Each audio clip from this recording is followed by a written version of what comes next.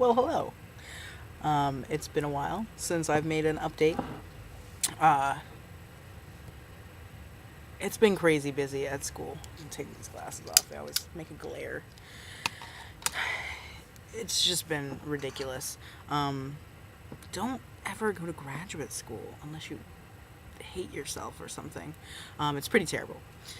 So I thought I would come up here and do a quick update. Um,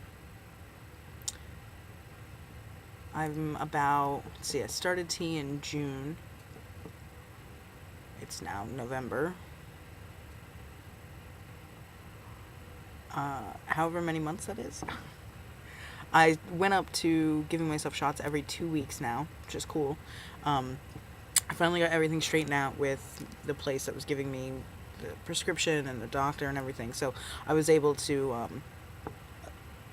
get my dose up.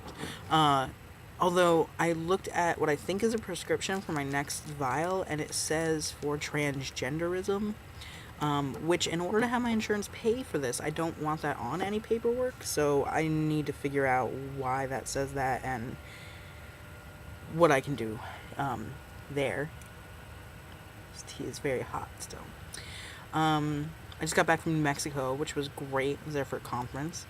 And the best part about being there is that a lot of the places that we went, there weren't a lot of queer people. And so I got read mail as mail a lot, which was really fun. Except when I went to the airport and I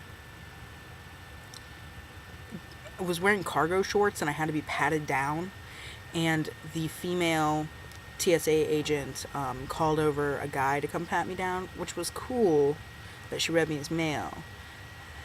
And I don't really like being touched by people, especially not quite so high up. I mean, the guy was really nice about it, and he, you know, it was fine. I just felt pretty uncomfortable in general with the idea of somebody, putting their hands all the way up my leg to make sure that I wasn't carrying anything. But all I had is just because I had cargo shorts on. So don't fly with cargo shorts on. This is a lesson that I learned.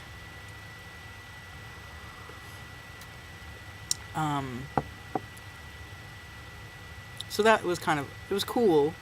And I understand that this is like, now I'm entering this world of maleness. I have to actually hang out with other guys, which I don't really like to hang out with other cis guys.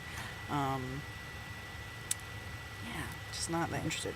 I've been talking a lot with a friend of mine about like occupying this space of male privilege, or like trans male privilege, and being lumped together with trans misogynists. That I don't want to be that straight white male who is challenged by anything that challenges his privilege and doesn't want to acknowledge anything like that. I fully acknowledge that I'm entering the space of some type of male privilege. And I also know that I have dedicated my life to fighting male privilege and to fighting oppression of all people.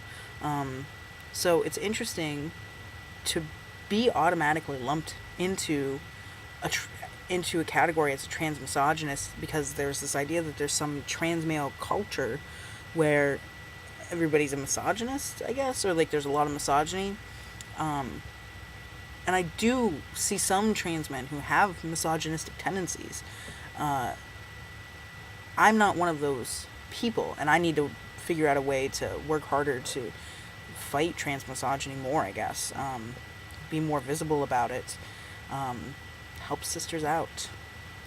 Just as I expect them to, help out the trans male population when they can. Just like I expect people of different races to come together to fight racism, and people of different genders to come together to fight sexism. Just ending oppression in general is a pretty good thing.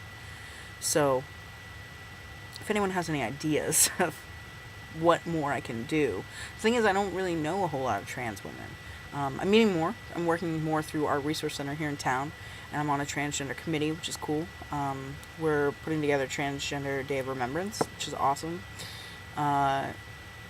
And it's in celebration with the 1 year anniversary of the passage of an ordinance that included gender identity as a protection. So that's cool too. It's good, like, to mourn and, have that space for sadness, and at the same time have something that people can say, hey, you know what, we are making progress and this is a good thing and it's happy times. So that's nice. Well, I feel like I had something else I wanted to, I'm trying to raise money for top surgery, and I'm kind of coming up with some blanks on how exactly to do that. If anyone has any advice, my partner, I could take out a loan. My partner's pretty apprehensive about it. She wants me to talk to somebody who's actually done this before. So if anyone has any advice or would like to kind of guide me or tell me what they did, how they raised money for top surgery, that would be really cool, because I'm over this whole binder thing and having boobs and shit. So, I really want to do this as quickly as possible.